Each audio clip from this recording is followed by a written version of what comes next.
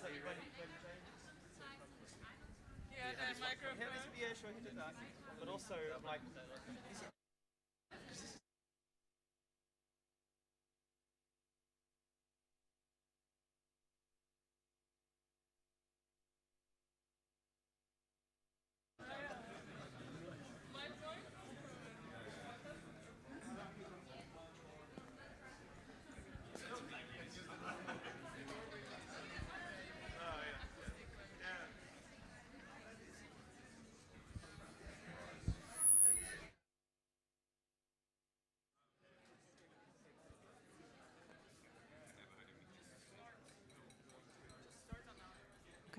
Ladies and gentlemen, good afternoon after the nice coffee break.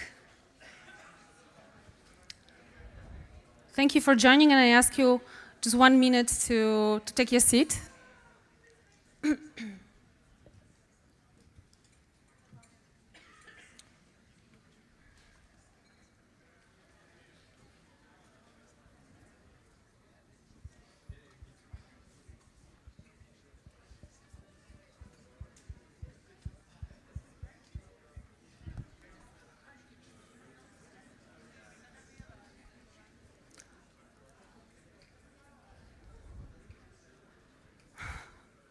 All right, ladies and gentlemen, let's start.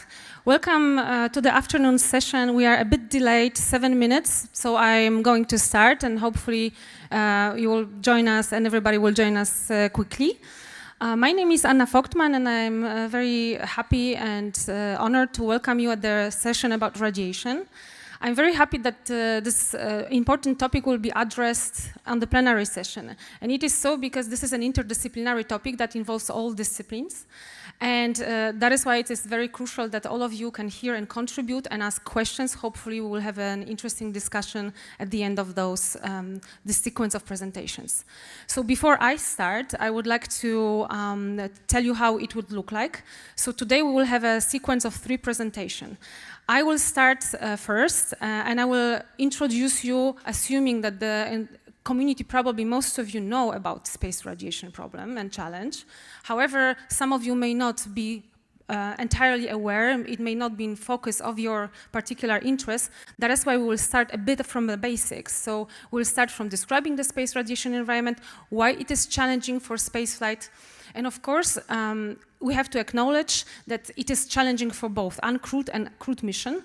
However, because we are working for the Human and Robotic Exploration Directorate, and because the crewed version is the most complex one, so all elements that we will talk today about will be applicable for both crewed and uncrewed missions, with the focus of crewed, because the crewed missions represent all elements of uncrewed missions with additional complexity of crewed spaceflight. My name is Anna Vogtman. I represent ESA. I work for the medical team supporting radiation protection operations as radiation health officer, dealing with the radiation protection of European astronauts. However, I'm also here with my second role as a person that supports the science team with the coordination of radiation research topics. So I will give you this overview of the spaceflight environment, followed by overview of our program and the research topics to be addressed to address those operation challenges. And then I will pass microphone to 2 representatives of partner agencies or partners institutions to our program.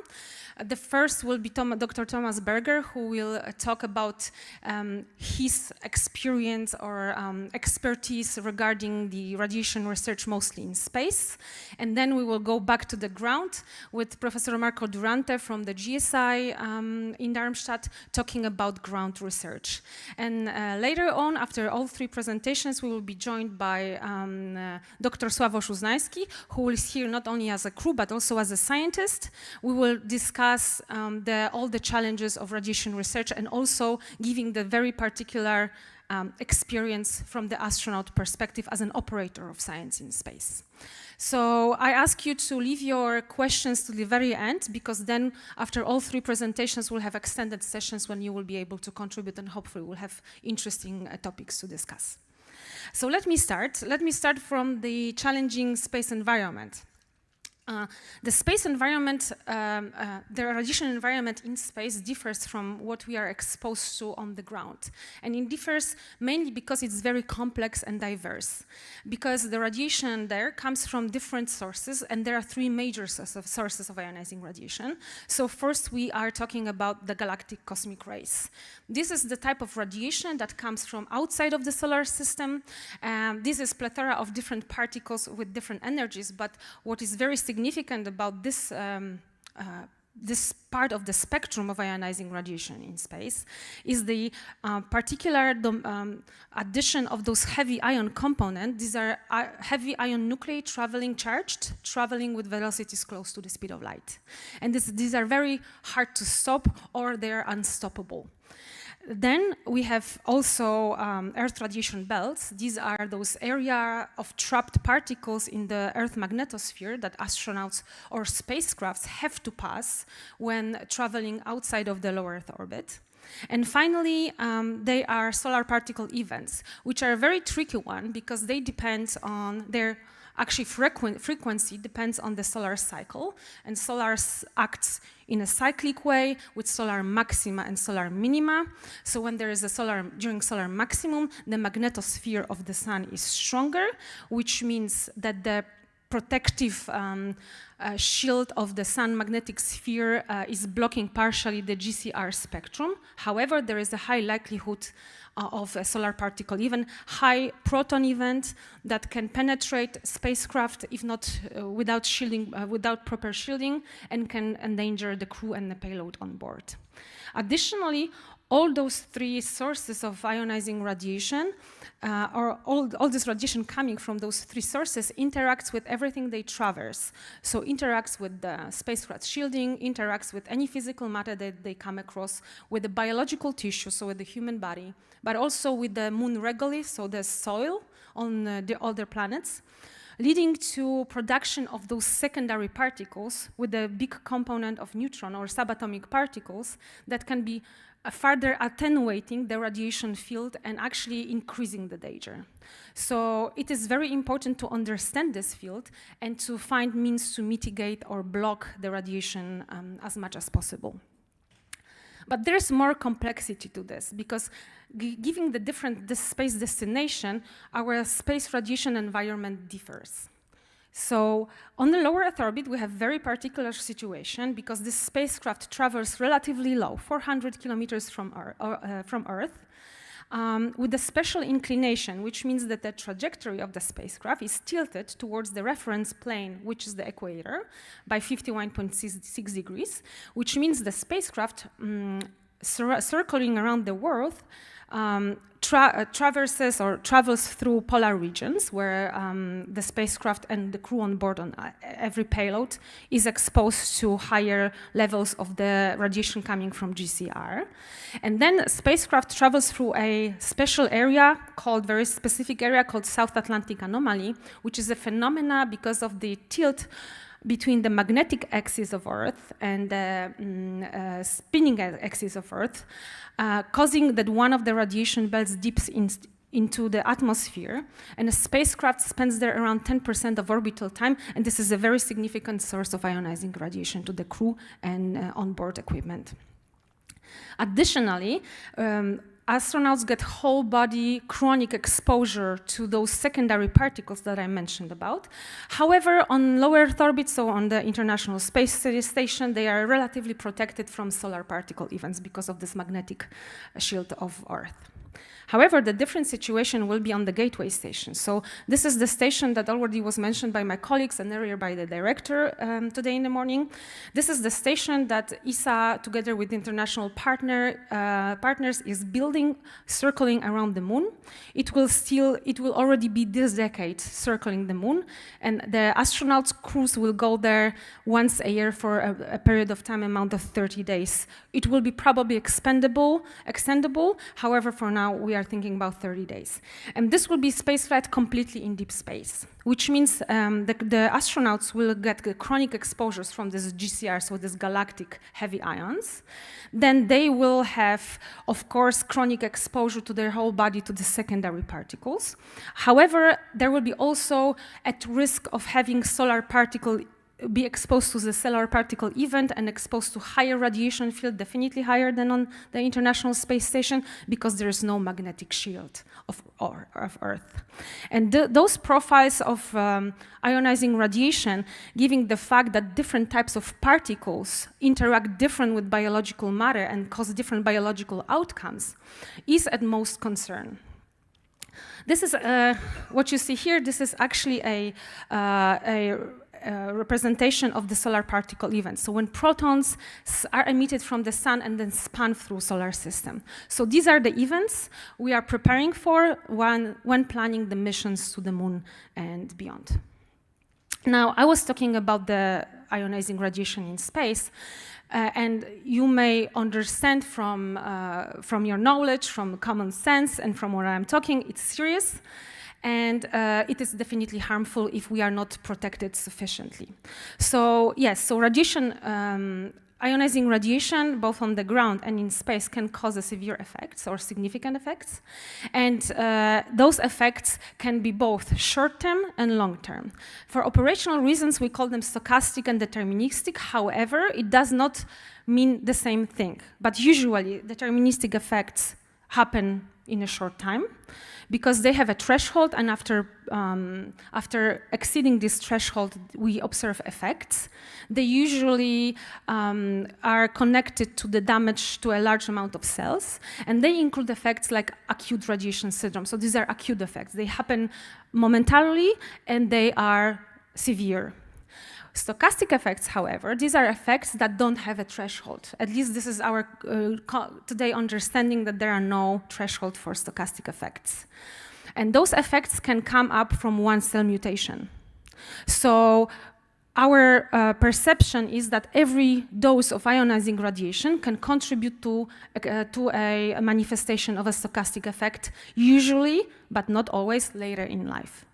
So these are, as I said, somatic mutations, so cancer, but these are also things like tissue degeneration, and these are also information that we learn from animal and in vitro studies. So obviously, these are the effects that we need to mitigate, we need to prevent from happening if we want to fly to space with the ESA cruise sustainably and for a long time. So obviously we need a radiation protection plan. And this radiation protection plan is actually driving the entire roadmap for radiation research. We are talking about this exploration focus research. If we talk about radiation protection, we need to think about the entire envelope. And even though we are talking about the crew, most of this research was actually about physics or about biophysics, but also about biology and medicine. And such a protection encompasses all stages of flight and also stages in between missions. I will not talk about it now. And it involves both. It starts already with the space weather. So what we need to do, we need to be able to forecast and so to predict, which means forecast and nowcast the space weather.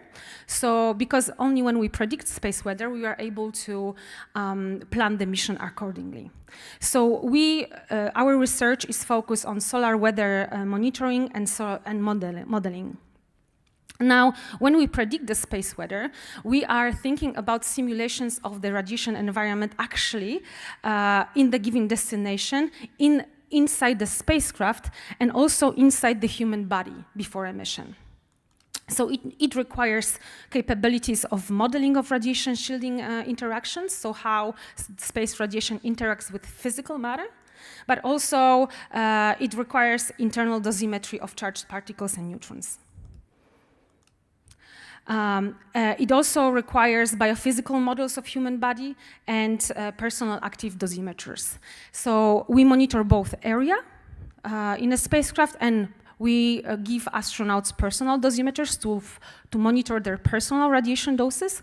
And before flight, we simulate radiation dose into their bodies with the use of biophysical models.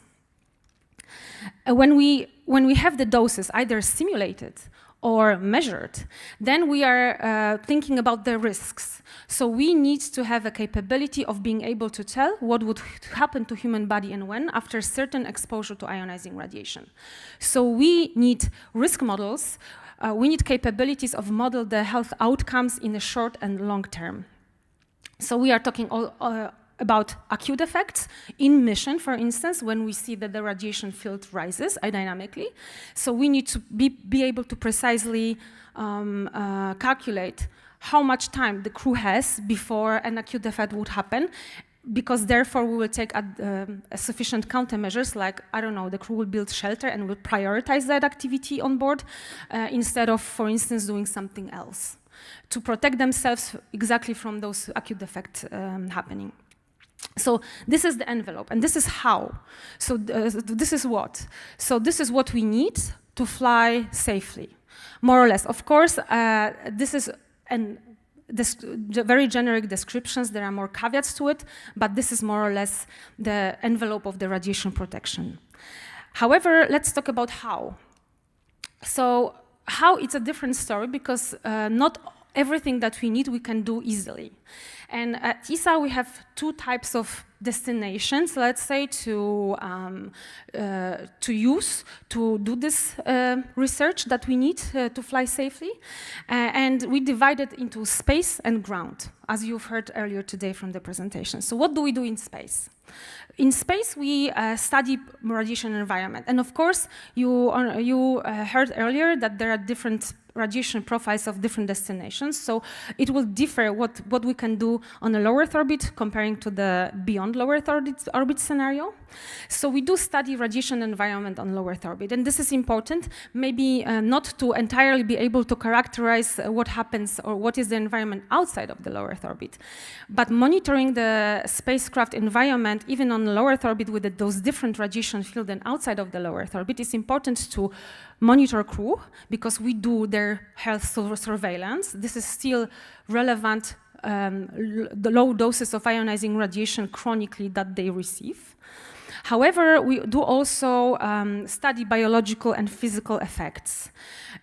Those two types of, let's say, domains of research have asterisks exactly because not necessarily we will learn everything about what we need for exploration scenarios, because their environment is different and the molecular response will be different. However, we learn something, so this research is also valuable. However, beyond low Earth orbit, we definitely need more radiation monitors, and this is already what you've heard from James earlier about this ESA and ESA dosimetry platforms outside and inside the spacecraft. But also, it is very important to study in long-term biological effects and physical effects.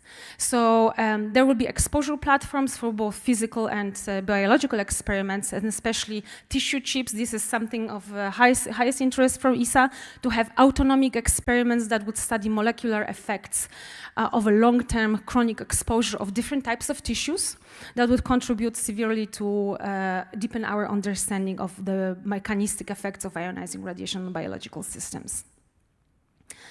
But also we have ground-based research, and ground-based research is phenomenal, and it is phenomenal because we can better control it and we can do more than in space, because flying things to space is complex and expensive. So one of the biggest fundaments of the space radiation research is actually ground research in accelerators.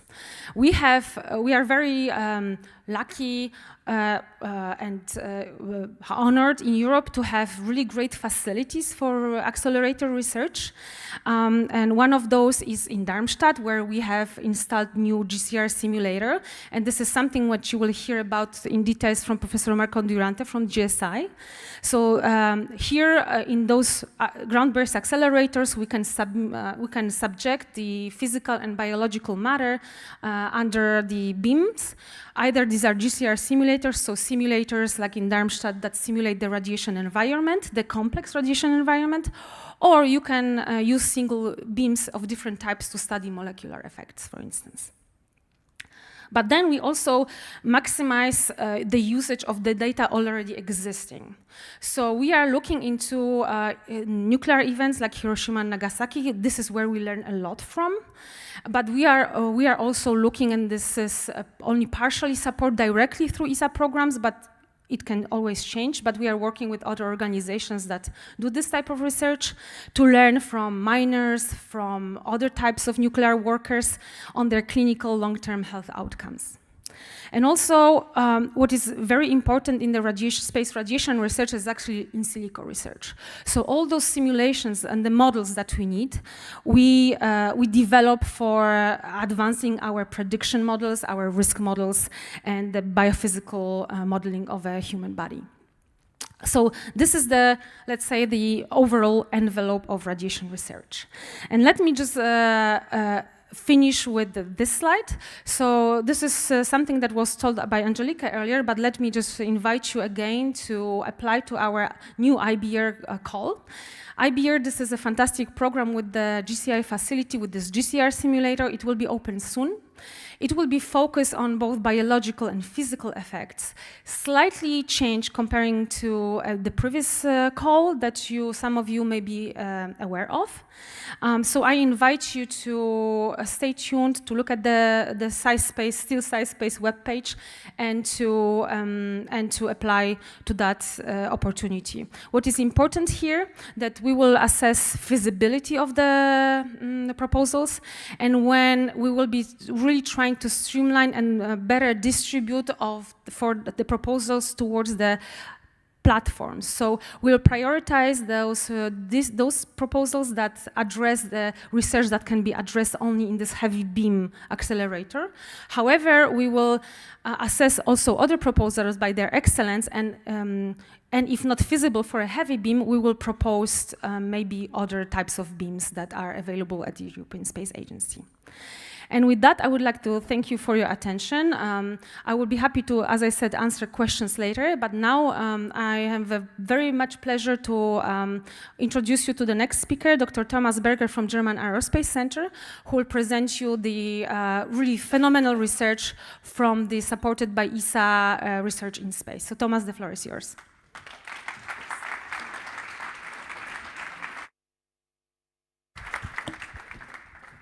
Thanks, Anna. Well, thanks for the phenomenal research. So I hope in the next 15 minutes I can give you some phenomenal data.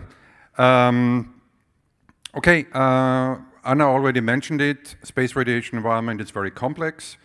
Galactic cosmic radiation modulated with the solar cycle. We have the solar particle events, which are mostly concerned if we are looking at exploration mission outside low Earth orbit. And we have the Earth radiation belts, or the Van Allen belts, where at one part the International Space Station crosses in the South Atlantic anomaly, and on the other part you have to cross the Earth's radiation belt to go to the moon. And just want to mention the conspiracy theory for the Apollo moon landings, which said they never landed on the moon because they would have been roasted when flying through the Earth's radiation belt. I hope at the end of the talk I can prove that this is not the case. So of course, we have a lot of astronauts working, living, and doing science on board the space station.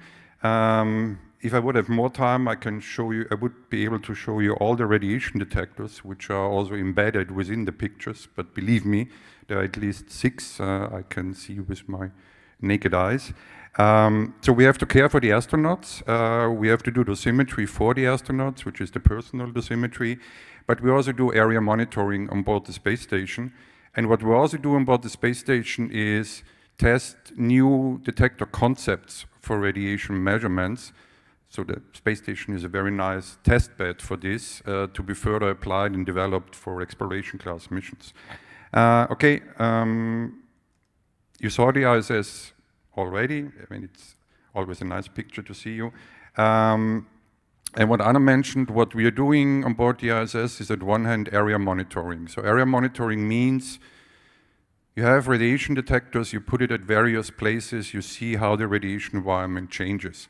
Due to the fact that the ISS is filled up with research modules, etc., the local shielding is always different. So that means if you move from one position to the position where Anna is sitting, the radiation field could change by 50%. That's why area monitoring is very important.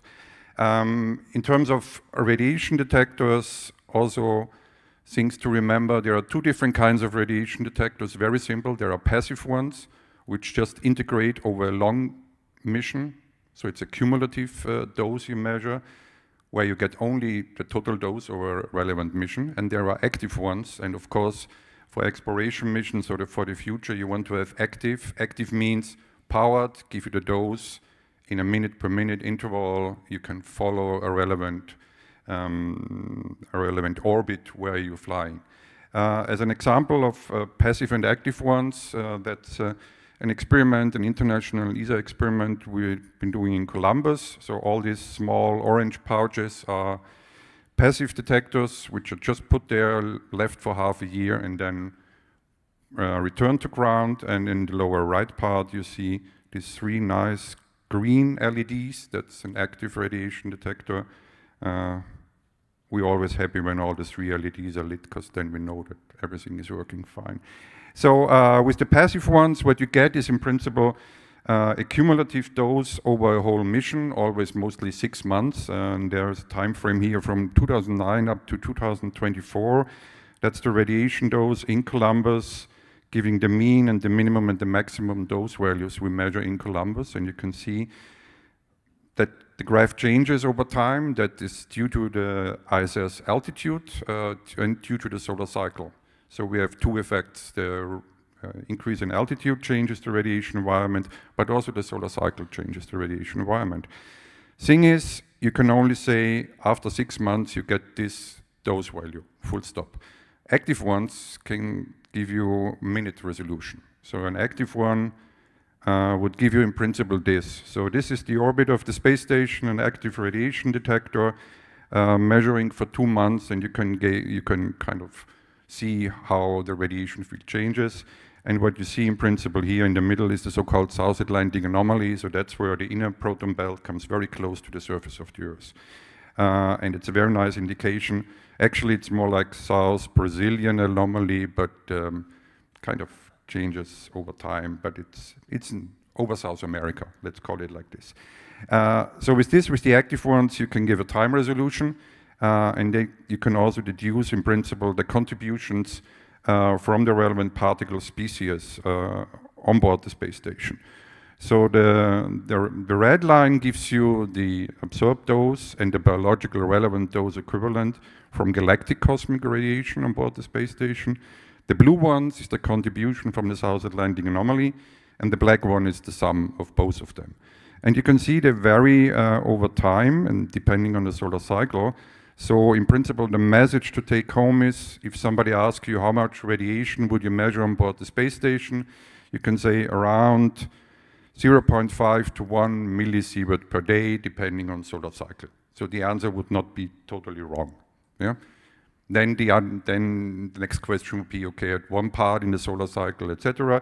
But if you look here in 2020, 2021, we had around 0.8 millisievert per day on board the space station. Things to remember. Of course, this is just one radiation detector, and this is one of my most famous pictures, and we already saw this when Andreas Mogensen became commander of the space station. But the picture also shows 3 different radiation detectors in the US lab sitting behind them. One, the ESA-HRE system, which is based on CERN technology.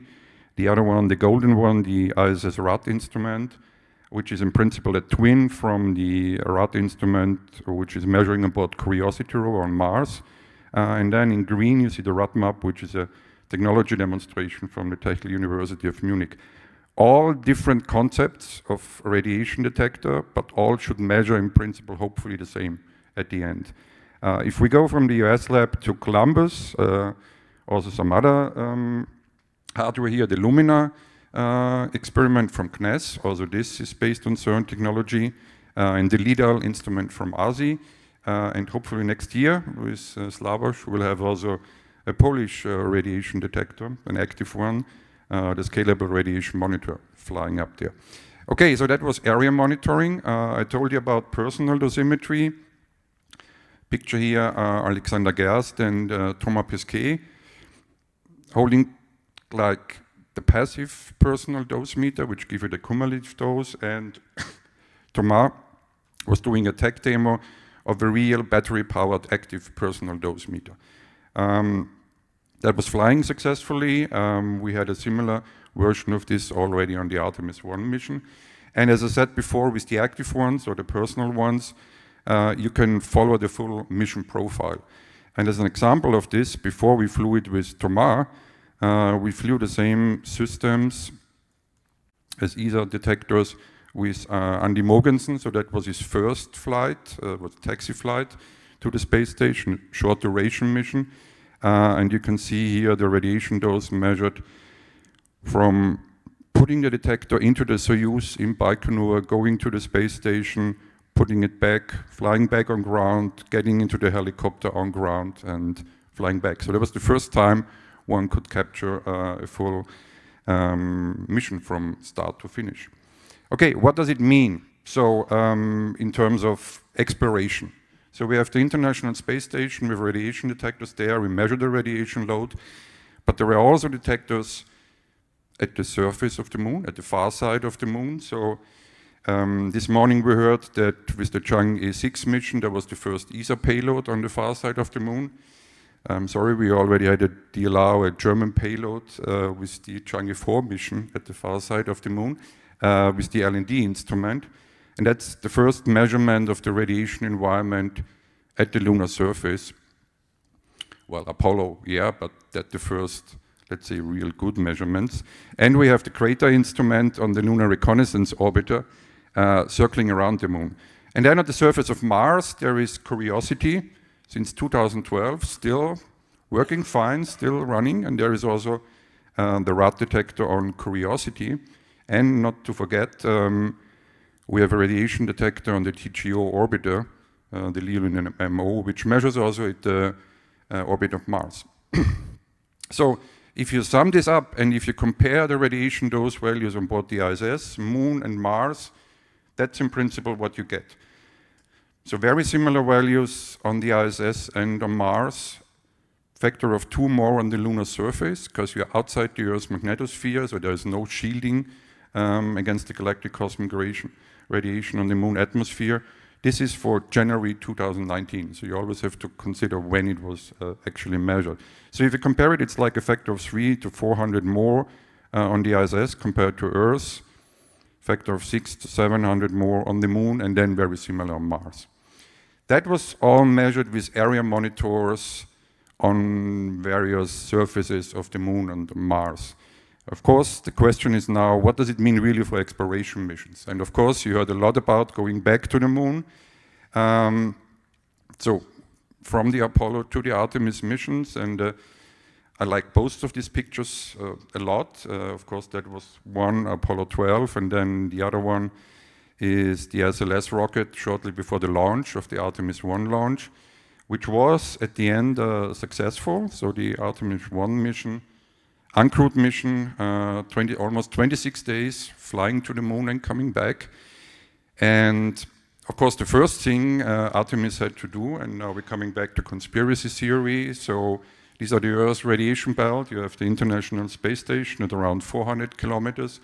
And of course, Artemis or Orion with the European service model had to pass through the radiation belts. And it passed through the radiation belt. It had 2 flybys on the moon, and it's just really cool pictures. So just cool. And the advantage was that since Artemis was uncrewed, it had a hell lot of radiation detectors on board and different radiation detector systems from the European Space Agency, from NASA, also from DLR.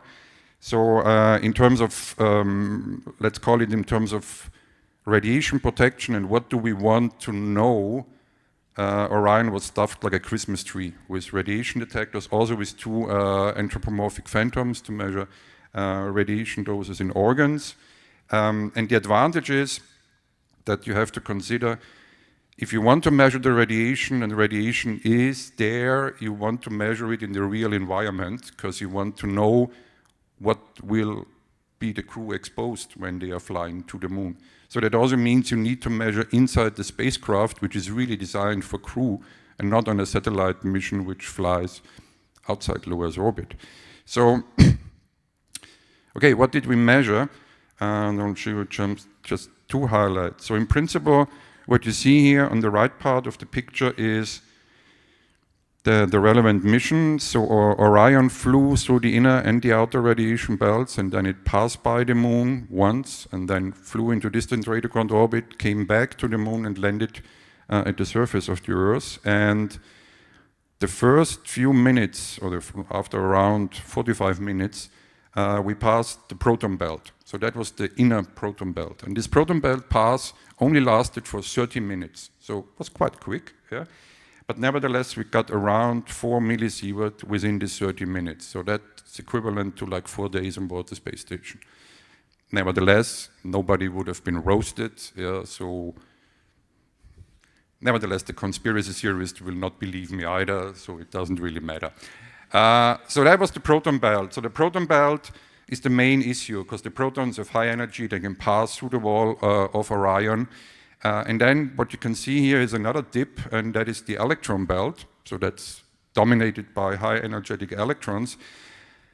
That was cool to measure, but the contribution to the dose is negligible because the electrons have so low energies that they kind of stop within the wall of Orion and create secondary X-rays. So what we measure is in principle the Bremsstrahlung from the electrons, which is very interesting from a scientific point of view. Dosimetry-wise, doesn't really make any difference. And then we were like flying in free space, so for around 25.5 days, was around 31.2 millisievert, so that's principle 50 to 60% higher than what we had at the same time on board the International Space Station. Because we were outside the Earth's magnetic fields, nevertheless, we were in a spacecraft which was well shielded. Unfortunately, we didn't have any solar particle events during this mission, which we would have liked. I mean, currently now, the sun is very active. You have solar particle events like last week, there was just one, yeah. But okay, the mission is the mission, and we flew at this time. Okay, that is currently the latest results from going to exploration. And of course, Orion should at some point in time dock with the gateway, and you see this picture before. And the gateway will be equipped, as we already heard now twice already, with the ESA-HRE radiation detector system, which is a radiation detector system which is sitting outside the gateway to measure the radiation environment outside. And then we have the EIDA system, which measures the radiation inside, which is very important because you can deduce from these measurements relevant shielding properties, changes of the radiation environment with shielding, and you can also provide needed input for solar particle events, nowcasting and forecasting, because the solar particle events in free space will be the main source of issue we have to deal with, one of the sources. And with this, thank you very much for your attention. Do you want to give over to Marco?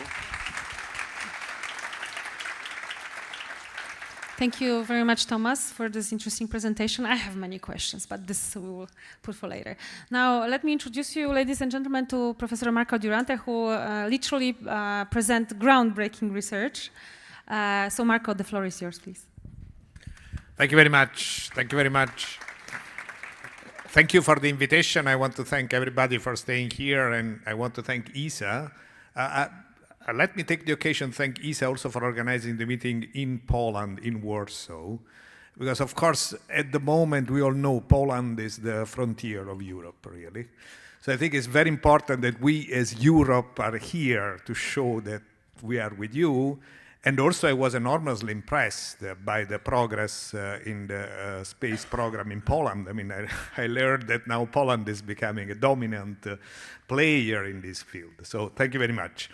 What I will talk about is ground-based radiation research. So first of all, why we need research? Because Thomas said that essentially we know everything now about radiation in space. No? The problem is that we know almost everything about radiation, but we don't know exactly what happens, as Anna said, to the astronauts or to the microelectronics. Actually, there's a lot in common. You would be surprised.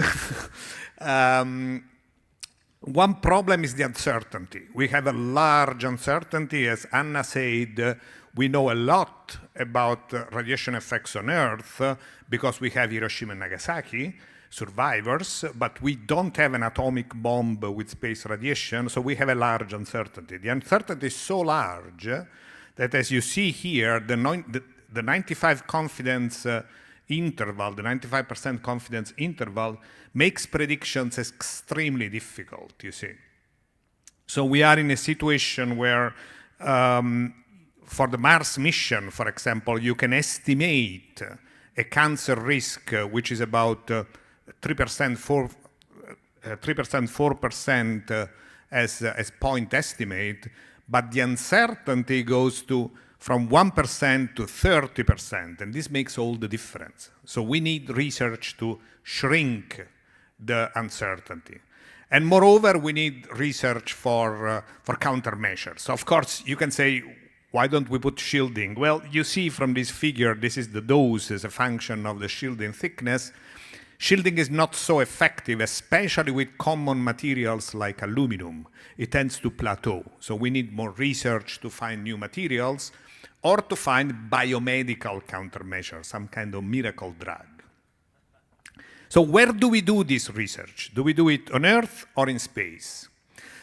Now, I will argue that we have to do it on Earth, and not because I'm afraid of flying, let's say. We don't have to be afraid of flying, but for different reasons. I mean, of course, if you think to the advantages of doing the experiments in space, there are many, no?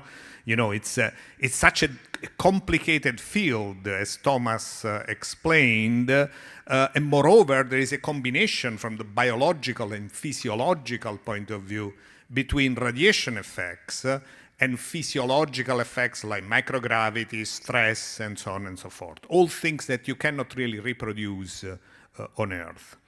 But on the other hand, experiments in space are incredibly expensive.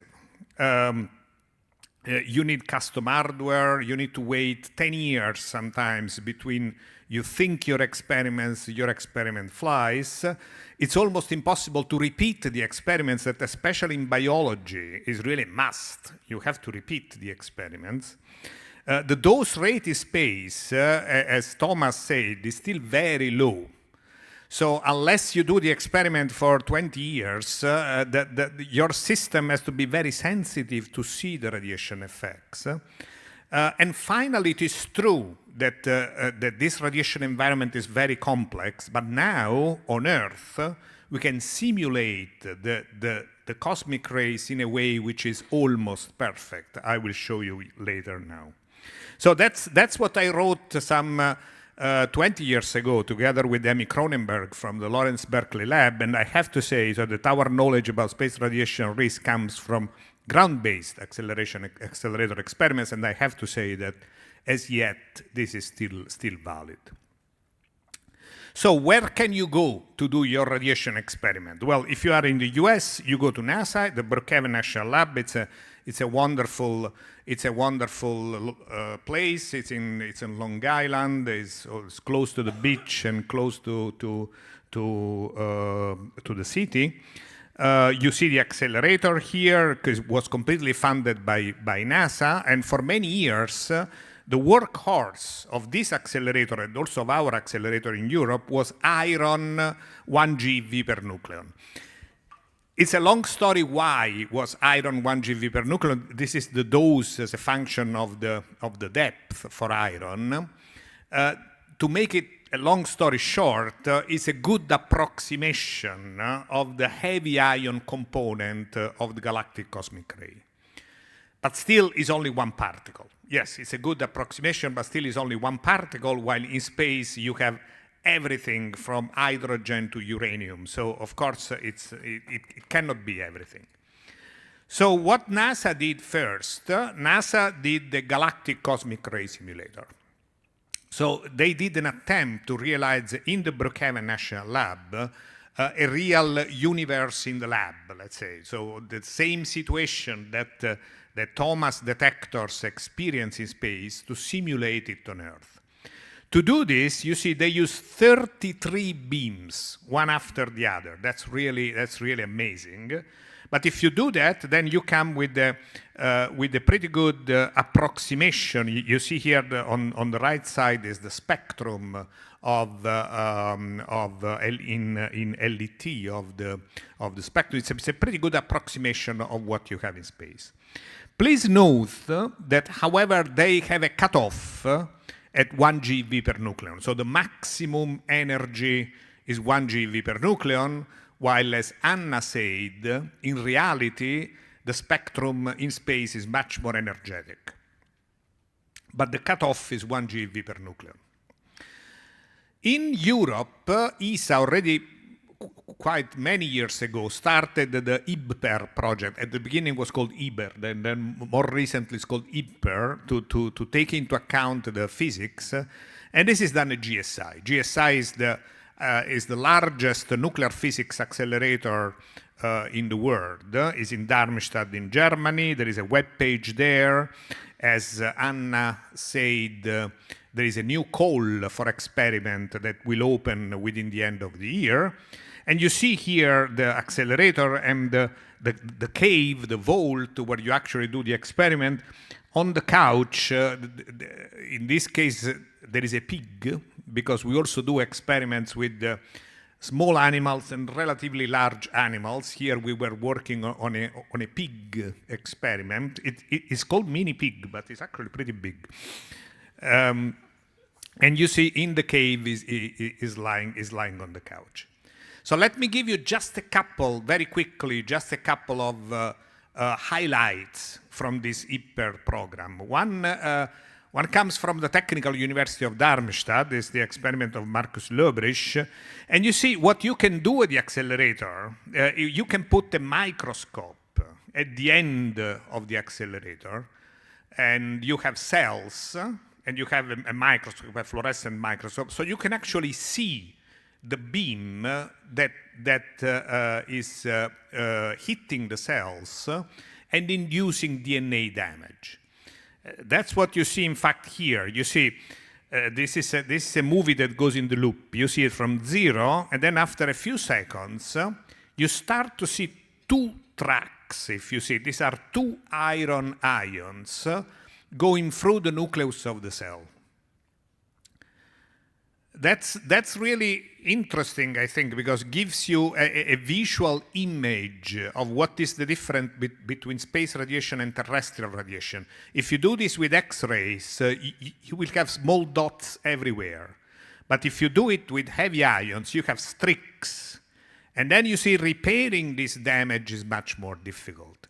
And in this paper, which is published a few years ago, we showed the biological effects of these DNA lesions. Now, something more recent, this is actually an experiment from the University of Namur in Belgium. I think some of the authors are in the audience too. That's about the most amazing animals. I'm a physicist, so for me, rotifers are really extremely bizarre animals, but they are very well known in the extremophile environment. This is called Adineta vaga. It's very small, actually. This is a big... So what we did, the University of Namur wanted to irradiate it with space radiation. At that time, we used iron. We gave 500 Gray. These are, the people that are setting the samples there. And actually, almost nothing happened. 500 Gray is about 100 times the lethal dose for a human being. They said, oh, okay, no problem. But the experiment was very useful because the investigators from Namur were able to understand that actually the mechanism of desiccation which is typical of the resistance of the rotifers, has a lot in common with the mechanism of radio resistance. So I think it's a brilliant experiment, a brilliant example of what we can do. But this was only one particle, all the iron. Then, of course, thanks to the generous support of ESA, we started to build the European galactic cosmic ray simulator in a different way. This is not 33 beams. It's only one beam. It's only iron. But we generate a flux of many different particles by fragmentation, nuclear fragmentation of the primary beam with a passive target. We do this for 3 different energies, you see, from very high energy down to low energy, and you can reproduce a spectrum which is essentially the same as in space. And you can even reproduce a spectrum on the moon or on Mars or on Saturn, whatever you want. So it's very interesting. You see here how it looks like. I'm not going in detail because it's installed in our accelerator and is able to reproduce the galactic cosmic ray.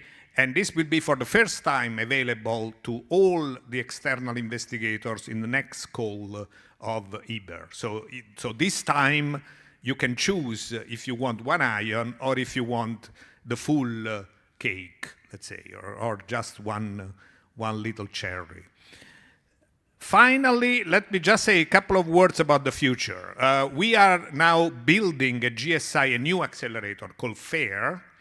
You see, this is the blue is the current GSI, is where I stay, somewhere on the left, and the red is the new accelerator. There is no, and this is the status of the construction now. It's going quite fast. It should open in 2028. These are some movies of how the new caves will look like. You see, these are rendering of the new caves in the new accelerator that will start in 2028, where the experiments will be done. This is, unlike GSI, this is not a German facility. This is an international facility. So it's like CERN. So it's not a German Helmholtz facility, but it's totally international. You see all the flags there. There are not as many flags as for ESA, but there is a number of flags. We also have non-European flags like India, but it's an international facility. Why this is important for you? It's important because you see this is a plot where you have the intensity of the accelerators on the x-axis, so how powerful is the accelerator, and the energy on the y-axis. The blue rectangle is pretty much the current accelerators and what you can do with the current intensities and energies. But when we go to FAIR, we go to this region. So you see, we go to very high intensity and very high energy. Now, very high intensity is not very interesting for space radiation because, as Thomas said, the intensity in space is always pretty low. It's very interesting for medical applications where you want to irradiate in a flash, you want to do radiotherapy in extremely short time. But very high energy will give us the possibility to reach 10 GeV per nucleon. And so this will be the world record in galactic cosmic ray simulation. And someone asked before in which field Europe is leading. Well, this time Europe will be clearly leading because we will have a simulator which will be much more accurate than the only other simulator in the world, which is in Brookhaven National Lab. And with this, I'd like to thank all of you very much. This is a picture of the last meeting of the EBER program. Anna is sitting there in the first row. And I hope to get many wonderful applications also for the next program. And I invite all of you, if you are interested, to come to GSI to see the facility and to do experiments with us. Thank you very much.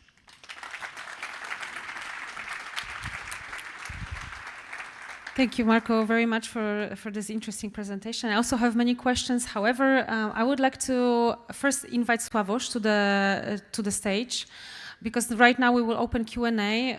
We will have a panel discussion. However, before we ask ourselves or ask my panelists of more detailed questions about their presentations, I would like to open the floor to you. So please let us know if you have any questions, and then we would start with them if you have any of those. So are there any questions? Please, okay, then let me give you a... Thank you for the very interesting presentations. Of course, you focused a lot on biological materials, shielding properties, etc. Can you discuss also a bit about radiation sensitivity for the astronauts? If it's important, ethical considerations as well, because it might impact crew selection, for example. Where are we on that? Because it exists, so it would be good to... Thank you. Yeah, I think it works.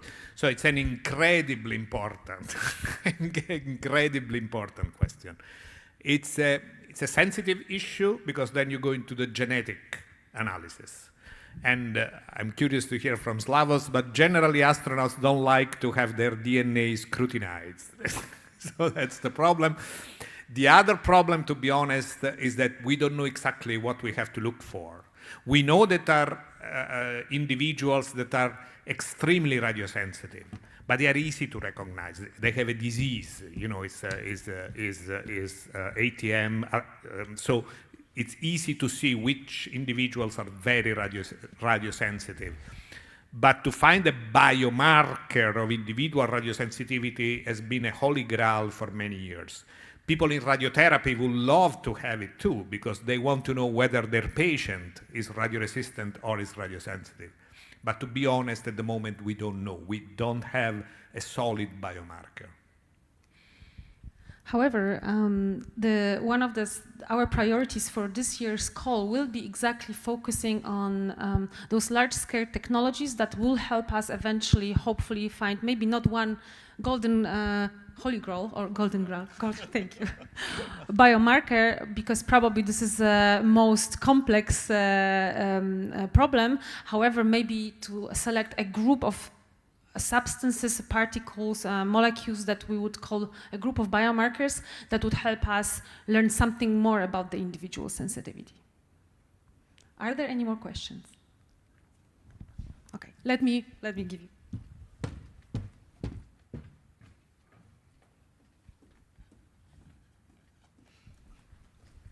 Thank you. It would take me half an hour to walk around. I'd like to ask you first talked about SEPs or SPEs or whichever arrangement as the primary concern. I can imagine that is true, but there is no. And Marco, you very much focused on the galactic cosmic rays, and there's also CMEs, of course. So I'd like to hear your opinions, all of you actually, as to what you think are the greatest dangers between those three events and what the mitigations are. What do we need to focus on? Partly because I'm thinking of what does a defence actually need to tackle, and just to be clear on that. Thank you. Thank you. Okay. So we start with the first one, the galactic cosmic radiation. So as we know, that galactic cosmic radiation, or the contribution to the dose from galactic cosmic radiation, is influenced by the solar cycle. So if you're in free space, this variation can be up to a factor of 2, depending if you're in a solar maximum condition, which we are currently, where we have less galactic cosmic radiation, or if you're in a solar minimum condition, which we were in 2020, where we are really very high in galactic cosmic radiation. The problem with the GCR is it's an overall radiation background. It's there, full stop. The energies are so high that additional shielding can be a problem. Yeah? So normally on Earth you would say, okay, you have an X-ray scan, you put a lead shield, everything is fine. In space, putting more and more shielding does not help you, because the GCR interacts with the shielding material, it creates secondary particle species. And at some point in time, you increase your shielding, your contribution from the galactic cosmic radiation goes down, but the contribution from the secondary radiation goes up. And there is somewhere a minimum in between. Yeah? So like, for example, if you would be on the surface of the moon for exploration class missions, what you would do, you would use in situ utilization to build a shelter out of moon regolith. The latest calculation which we did, which we just published, shows that more than 80 or 90 centimeters of moon regolith would not help you anymore, because at this 80, 90 centimeters, there is in principle the minimum from what goes from the primaries to the secondaries.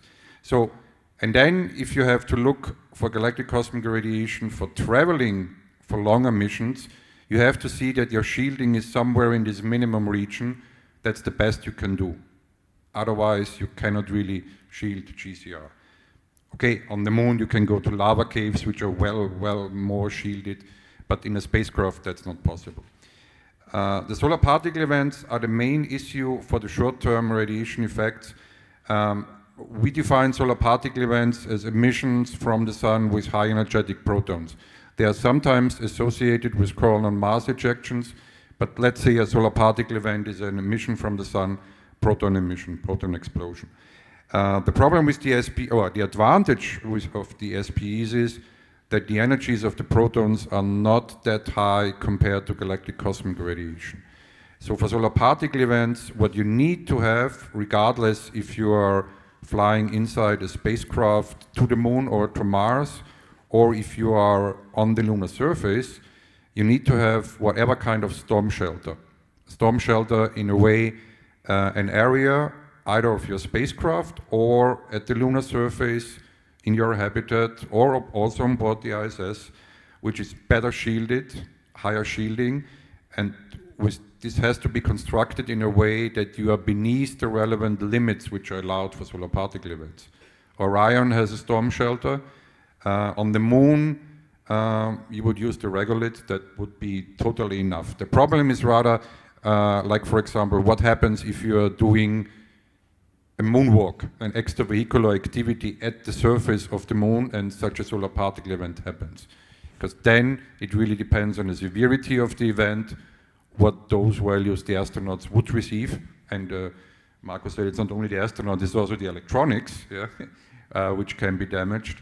So for the SPEs, we really have to see that we increase our knowledge for the forecasting and the nowcasting, because if something happens, you have to be really fast to do whatever is necessary to protect the astronauts. So, sorry, long answer. Please. Maybe I would add from the astronaut perspective how it would be to fly. And I know that my mission, the mission next year of Axiom 4 is going to happen during the solar maximum, as Thomas mentioned. So the galactic ray contribution will not be so big because of high solar activity, so quite well shielding. As well, the ISS flies quite low below the radiation belts, and then we get shielding additionally from that. Concerning solar particle events, and coronal mass ejections, it's difficult to predict. Not only when it happens, but also the directionality of these events. So obviously this is something a bit more to worry about, because you, as an astronaut, you can get a bit more dose in a short period of time. And then, so SPEs, the solar particle events, if we consider protons, this would be definitely a concern for an EVA. On the other hand, being on the ISS, behind a certain shielding, in crew quarters, and eventually being able to pull some water containers or certain materials of shieldings, you can shield yourself and the crew. So these are maybe a bit less to worry about. Coronal mass ejections, obviously, with a certain directionality, if it is directed towards Earth, and you cannot easily change the trajectory of the ISS, that would be something I would be slightly more worried about. So coming back to your three compositions of environments and the question you asked. Thank you, Sławos. Just for those who may not be aware of all acronyms, EVA stands for extravehicular activity, which means spacewalk. Because we know, but not everybody may be aware, especially the hopefully brand new viewers online and maybe here in the room who just entered the spaceflight domain. From operational, I will just add one sentence to it. From operational perspective, as Thomas said, there will be some procedures giving the dynamic space environment, and how we actually prepare today with the official documentation that we create in spaceflight operations. Indeed, astronauts, in case of spaceflight solar particle event, will have certain amount of time to build themselves a shelter. And either, depending on the duration of the mission, either the shelter will have to be available to be built within 30 minutes, or the shelter, giving the duration of the missions longer than 6 months, for instance, the shelter will have to be always present on board of the spacecraft, so that where there is a solar particle event, the crew will have a place to hide, and the crew will need to be able to sustain themselves in the shelter from hours to days, because this is the time frame we're talking about considering solar particle events. So this is pretty complex.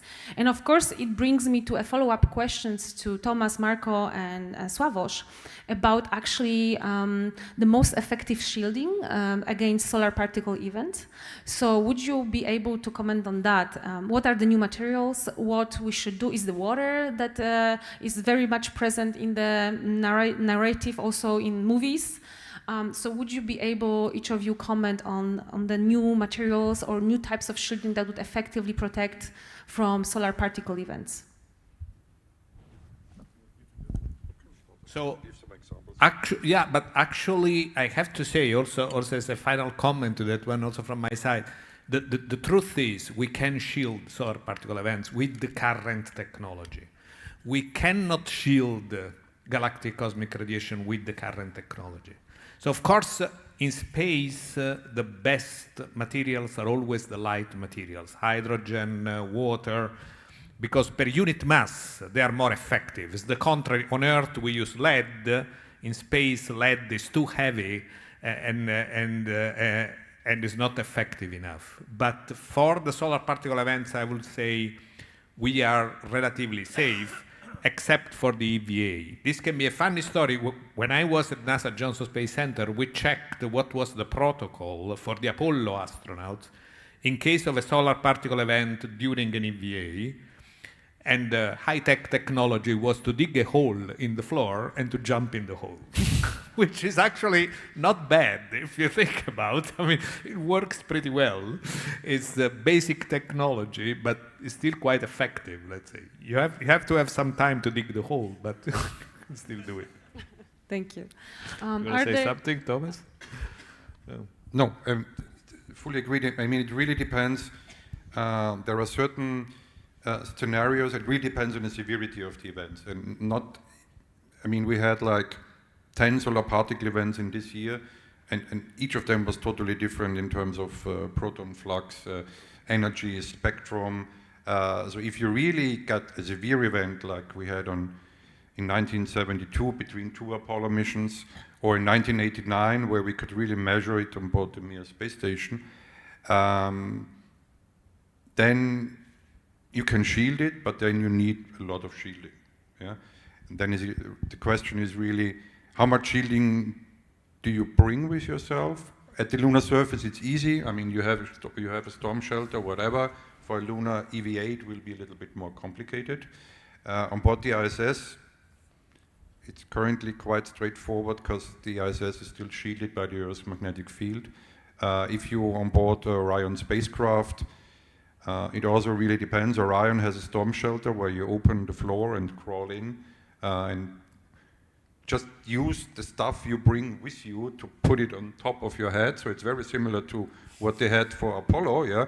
Use what is there and put it on top of your head, yeah? And that should work.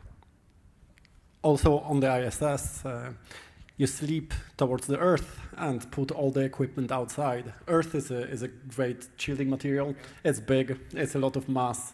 And then what you get is radiation from the like half of the sphere that is out, like above your let's say, head, if we can talk about floor and ceiling in microgravity, at least not on the side of Earth. So this is one. As Marco mentioned before, astronauts and systems and microelectronics is the same. Maybe you can use other astronauts as your shielding, but to be honest, any equipment that you can help. That's a bit mean. Yeah, maybe. I will mention that in my case, the astronauts and microelectronics, I did my research mostly on systems and microelectronics. It works that astronaut and microelectronics engineer is the same. Maybe one last comment. I mean, of course, it's a necessary question to ask, and there is research going on this. NASA tested, in principle, polyethylene tiles in the sleeping quarters on board the ISS.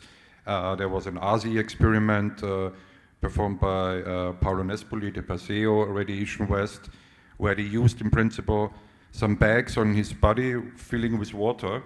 That was more like an ergonomical test, like you have a vest, yeah, and you already have water there, so you just use the water you have and fill the vest. And when we had our experiment on the Artemis 1 mission, we used the shielding vest, which was made out of high-density polyethylene. And in the sense, from a physics point of view, if it's water or high-density polyethylene, it doesn't really make a difference, except that NASA didn't want to fly water on the Artemis 1 mission. So, but in principle, the best thing is you use what is already available. Yeah, of course, thank you very much. We are always in space thinking about the mass budget, hence the question about new materials. But of course, thank you for mentioning the October 1899. So referring to what I said earlier, the requirements for a spacecraft are actually shielding in the Artemis scenario are actually assuming the worst case scenario event. So actually this October 1989, and the shielding has to be dense enough. Shielding means the spacecraft shielding, but also all the payload on board to protect crew from potential event which would be comparable to the 1989 October event. Yeah, thank you very much for that.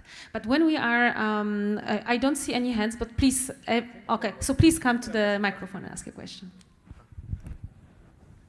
Thank you. Yeah, just coming back to the materials, like if we think about the gateway or the lunar surface, like now we had the ISS for like 20, 30 years in space, like how does the material itself of the station like cope with the radiation? And if we go further with like higher radiations to Mars and so on, like are we confident in our material that we will use for spacecrafts and like exploration bases and things like that?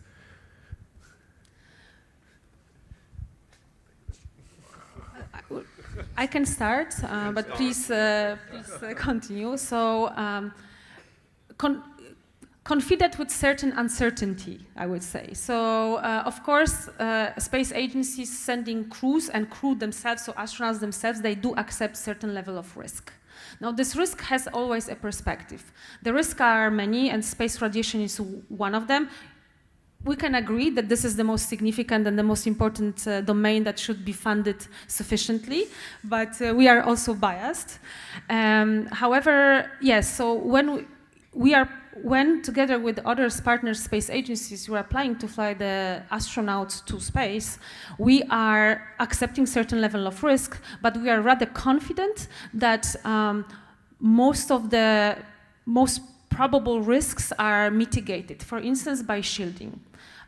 In case of solar particle event. But because there are so many uncertainties in the long-term health scenarios, and of course there are all the constraints, we are planning for short missions now. So nowadays to our International Space Station, we have huge heritage on low Earth orbit, we have a lot of knowledge gathered, that is why we were flying long missions. At the European level, we are flying 6-month mission, but on Americans and Russians, they are flying 1-year missions with 1 crew member. For Artemis mission, this will not be the same case. We are planning 30-day missions, 1 a year. This is this decade scenario, and then we will reassess, which means we will reassess whether our means are sufficient to sustain and enable a safe mission, and whether we have all the knowledge and technology to actually have safe crew flight both ways. And then with this knowledge gathered, that because the moon missions, the Gateway Station and the moon exploration will be our test bed for the Mars, then we will see whether we can fly farther. But this is today still a long-term goal, but not a concrete plan at this stage. This stage we are focusing on the Gateway Station, the short missions. We are rather confident that we can fly safely, and we will reassess and learn from them. Maybe I would add and come back to your questions on materials and shielding and radiation. I think that's why it's really important to continue that research. What Thomas does with all the detectors is to understand their environment. So we know what kind of energies and particles are there. Then we can reproduce this environment on Earth. So how Marco presented at GSI with Galactic Cosmic Ray Simulator. I spent 12 years at CERN working on different particle accelerators. So in Europe, we secured a big chunk of knowledge in radiation effects, interaction of ion to matter, and studying different types of materials. So there is particle accelerators in Europe as we talk now, studying different types of materials, bombarding with different types of beam to be able to deterministically say what is the effectiveness of shielding. We have nuclear radiation codes that allow to run Monte Carlo processes to be able to predict what happens and what is this effectiveness of shielding. And thanks to that, I think Europe is really leading in this field of research thanks to multiple research organizations. CERN was created post-Second World War to actually secure in Europe the competencies and knowledge for scientists in that domain that is still here. And I really think we are well placed to make these prediction scenarios, optimize the shielding, while still understanding the environment and going forward. If I can add just one note, because I think your question was, do we trust our infrastructural materials for a very long trip to Mars, for example? Are we sure everything will be okay, or we start to lose a piece, on the way because of radiation? I trust very much. I have no concerns, because as Lavo said, he worked at CERN, I worked at GSI, so we carefully study the damage to the material. And we need the doses in the order of the mega gray to start to see the dose. So doses that you will not do even in a trip of 100 years, in space. But, there is a big but, I'm much more concerned for the microelectronics. Because the microelectronics is sensitive to single particles. So a single very heavy ion can induce a single event upset in the microelectronics. And this can have problems. So for that case, you need countermeasures like shielding, redundancy in the microelectronics itself, and so on and so forth. Thomas, you wanted to say something earlier? No. Okay. Yes, but Slavoj and Marco already, and you already. Okay, thank you very much. Yes, please. I'm Nathalie Les from the Belgian Nuclear Research Center. Thank you for the very interesting presentations. The Artemis mission has as goal of NASA to put the first female astronaut on the moon. And the Phantoms, I think, were also female to study more the radiation impact. I was wondering if you could comment how ESA takes this on board. There is also a lot of female astronauts selected, and in the current procedures for ISS or for future procedures to the moon or in the research agenda for radiation protection, how you look towards that. Thank you. Would you like to? Okay.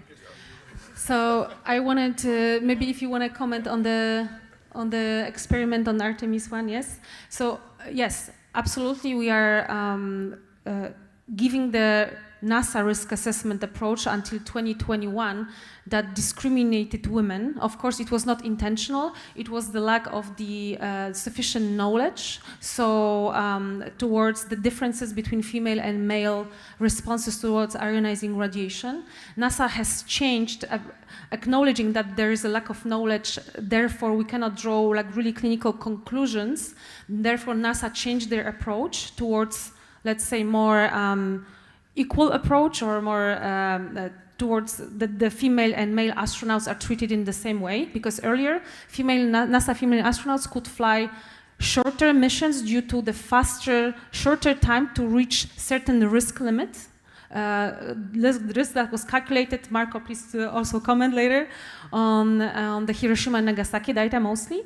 So yes, this acknowledges only one fact, that we don't know enough and we need more knowledge. So of course, both NASA and ESA, and I will speak on for European research, we are focusing more and more on to studying differences between women and male responses. In fact, our upcoming IBR program will be also focused on that. In our recent 2 years ago announcement of opportunity, we were encouraging scientists to study those effects, and we would prioritize those proposals. Now it will be a hard requirement that the research that is on animals or cell cultures would have to compare female and male responses.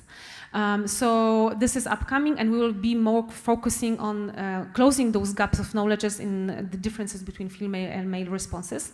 However, until we have more data to support advanced risk assessment towards female and male individually, we will do it. So we are working on our risk model that assesses those based on Hiroshima and Nagasaki data.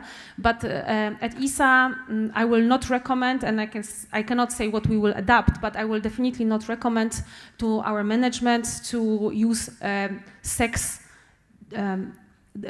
risk limit, limiting spaceflight, different between female and male, until we know more and until we are certain that actually this risk represents the reality. Thank you. Marco, please comment.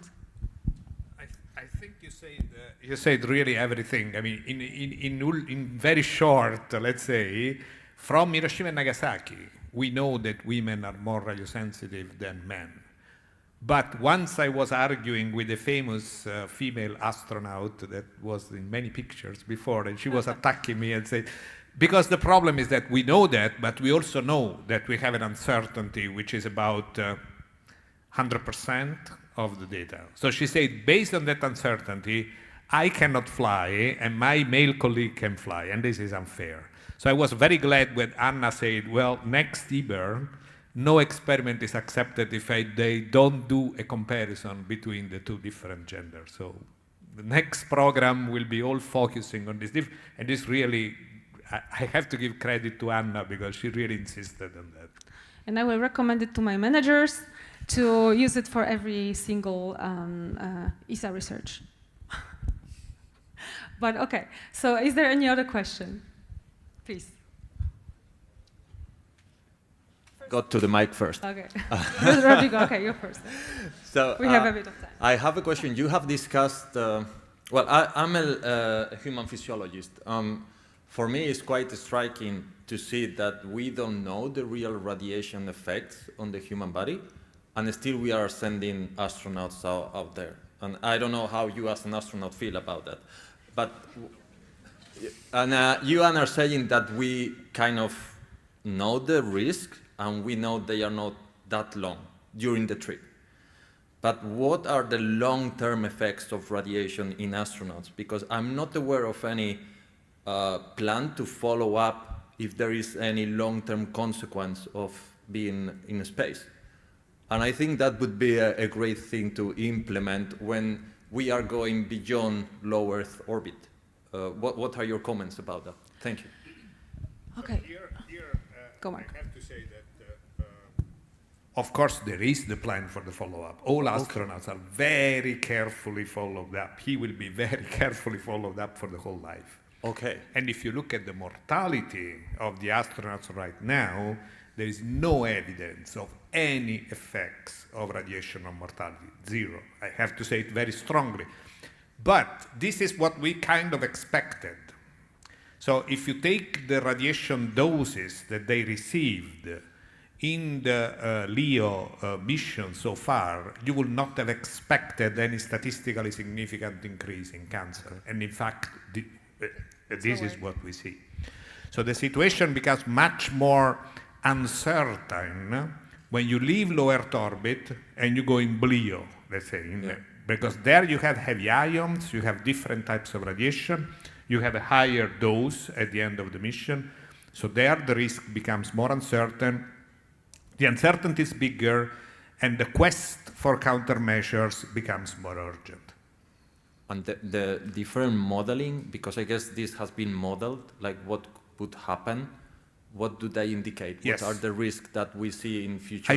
I showed you a slide at a certain point, you remember? Yeah. And if you look at Mars, only for cancer, so I'm only talking about cancer, the point estimate for a mission to Mars, going back and forth and staying on the surface for 9 months, is about 4% excess lifetime increase. But this goes down to less than 1% and up to more than 20%. Now, our cancer risk in this room is about 25%, 30%. So if you go to 20%, 30%, if you go on the upper confidence limit, this means to double the cancer risk, and that's really too much. So that's why I say, even before countermeasure, we have to shrink the uncertainty. We have to know more. You are right when you say, I'm surprised to hear that we don't know so much. But the problem is that the type of radiation in space is so different from the type of radiation on Earth that this is why we don't have epidemiology. We don't have enough data from humans. We have to rely on experimental data. Okay. I would maybe add the perspective from like flying and from an astronaut. And I think it's a bit like when I worked at CERN. I spent 12 years working with radiation. I qualified components with radiation and working in radiation facilities. I worked in Switzerland, in Canada, in Belgium, testing electronics. So I'm on the physics side. I know much less what happens on the medical side and human physiology. And working for CERN and doing thousands, hundreds and thousands of hours of radiation testing, then I compared that to those at a certain moment with all the flights I was taking for conferences to publish papers from my radiation testing. And like if you do your computation, it was an order of magnitude more. I took more dose flying on polar flights to Canada, to Vancouver to do my radiation testing than doing 2 weeks radiation testing campaign in the radiation facility.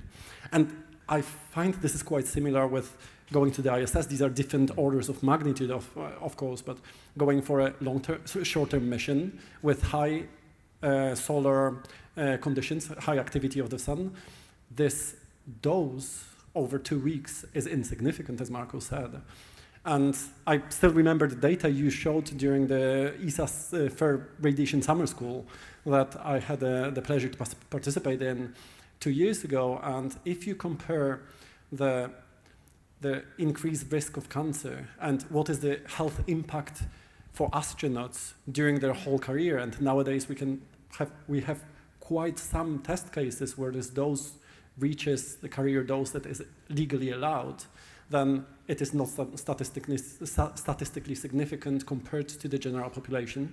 Even more, what Marco demonstrated is even comparing with certain specific social groups, high-performance athletes who take care of their body and their life and their diet and active lifestyle for their whole lives, and you compare with the astronaut population, it is still statistically not significant health impact, and which demonstrates how well astronauts are taken care of, and the framework that actually works in terms of measurement, prevention, and mitigation.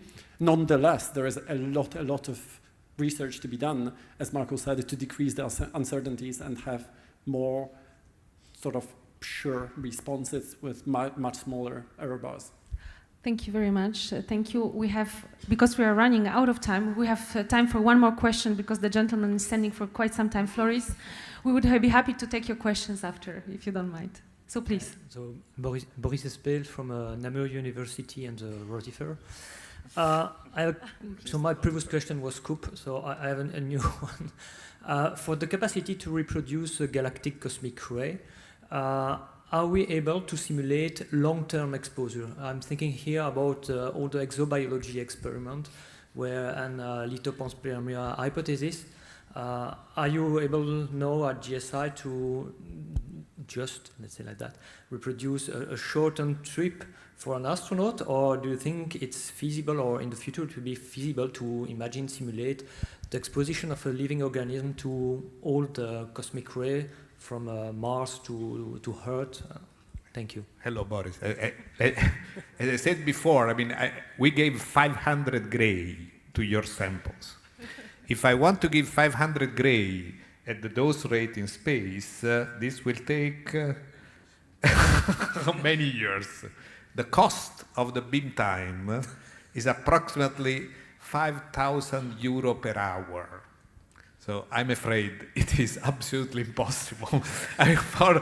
This is a limitation of the accelerator experiments that we have to accept. We don't do low dose rate experiment. I have to say, we have to come back to that. One day I will apply to ESA again. I had an idea long ago to put an incubator or animals in a corner of the accelerator, or your rotifers that are resistant to everything, you know, in a corner of the accelerator, far away from the beam.